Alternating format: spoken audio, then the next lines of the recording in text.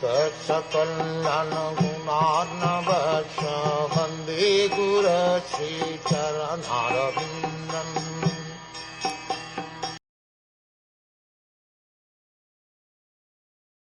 The sage Maitreya said, "In a former time, the leaders of the universal creation performed a great sacrifice in which all the great sages, philosophers, demigods and fire gods assembled with their followers.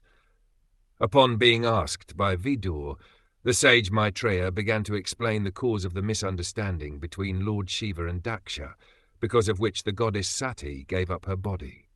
Thus begins the history of a great sacrifice performed by the leaders of the universal creation, namely Marichi, Daksha and Vasishtha.